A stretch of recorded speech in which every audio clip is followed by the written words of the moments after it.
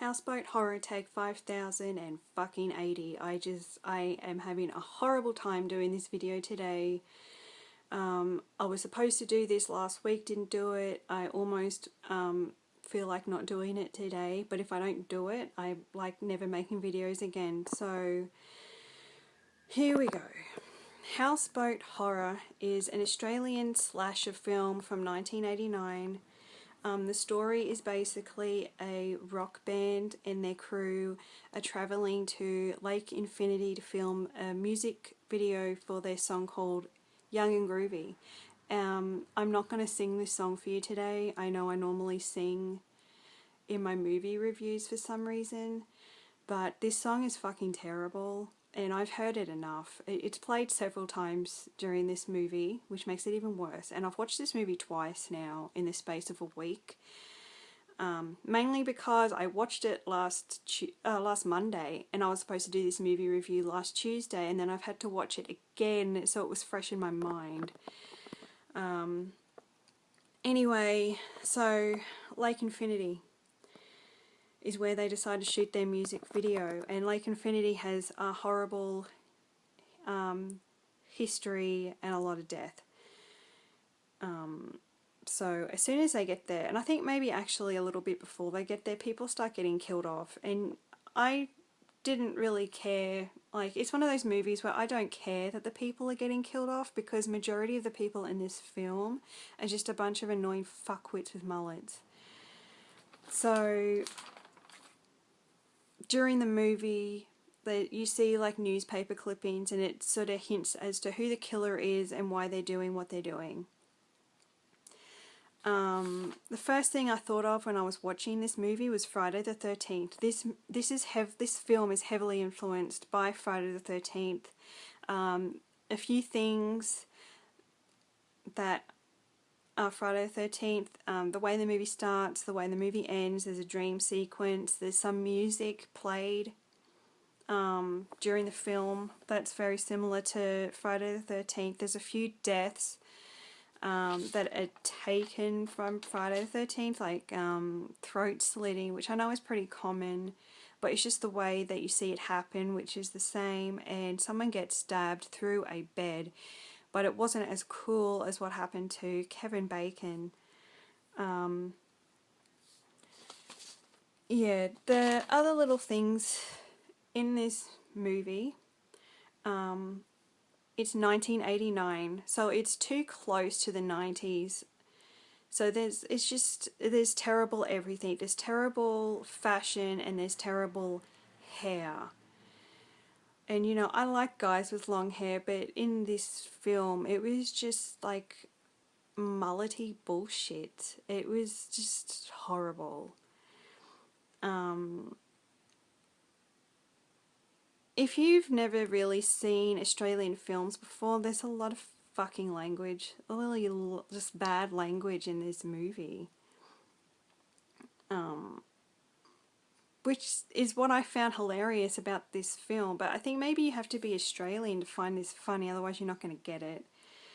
And I will talk about the language later when I talk about quotes that I got from this film, which I got quite a lot, and I've had to like cut some of them out because I just, yeah.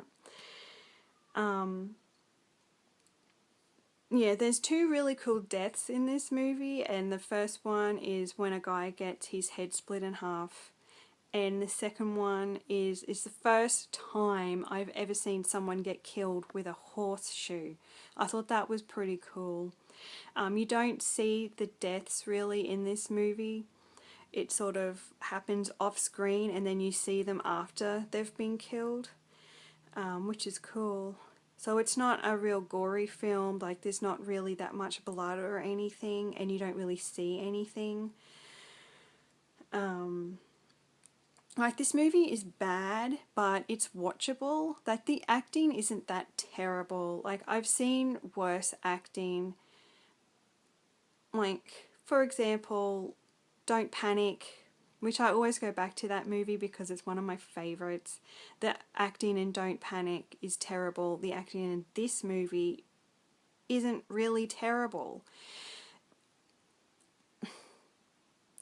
I don't know what makes it bad, actually. It's just, overall, it's just bad. But it's not bad in a bad way. It's like bad in a, it's kind of, I don't know, it's just watchable. Like, yeah. The killer is hidden, so you don't see him until closer to the end of the movie. So during the movie you mostly just see his hand or his feet or the weapon he's going to be killing someone with. And when I did eventually see the killer, I was really disappointed. They were just really plain looking. Like, I expected more, considering the lengths they took to hide him during the whole movie. So I was really disappointed when I eventually saw this person.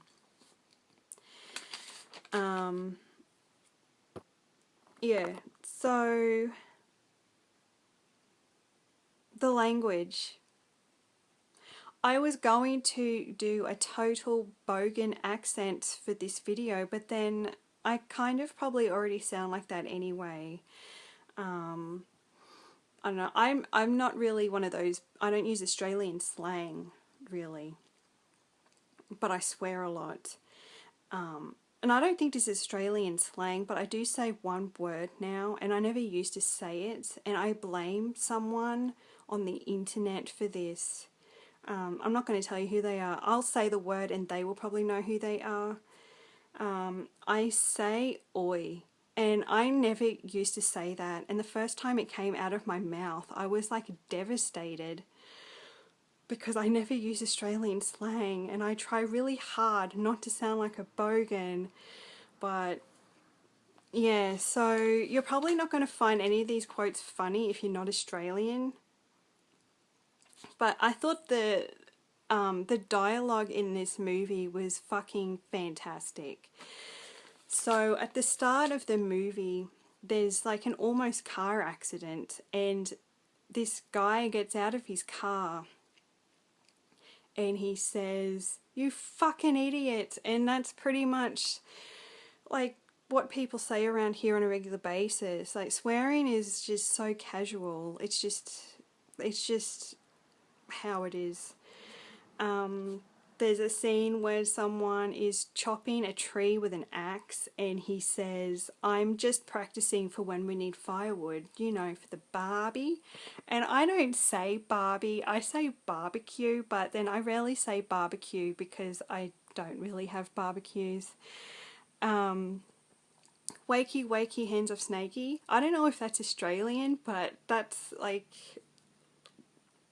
that was the like get out of bed alarm that they had, with someone walking around with a pan and a wooden spoon, saying "wakey wakey, hand off snakey." There's a scene where they're walking around in the woods and they're looking for mushrooms, except they don't say mushrooms, they say mushies. And someone points it out. So he says, "Oh look, there's some mushies." And the person that he's with says, "They're toadstools, dickhead."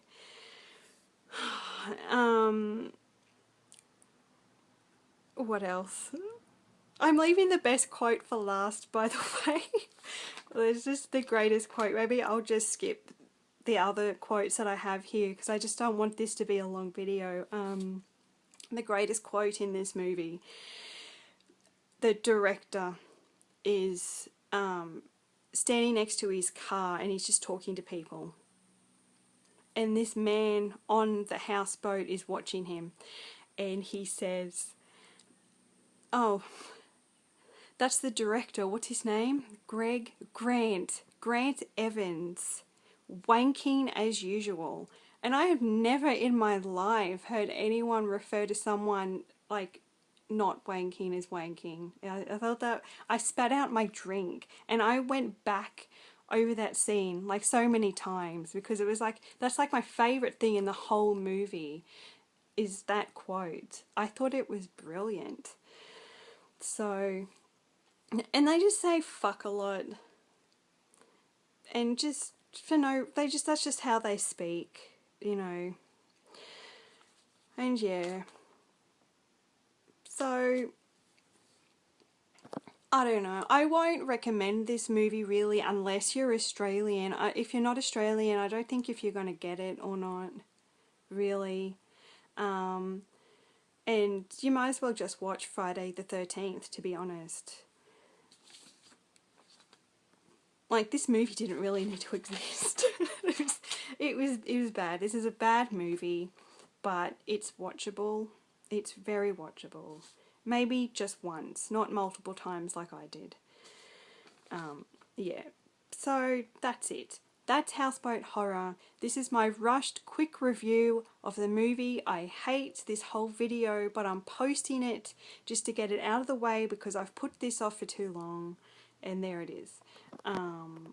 Depending on how I feel. I was supposed to do like another video yesterday and I didn't do it.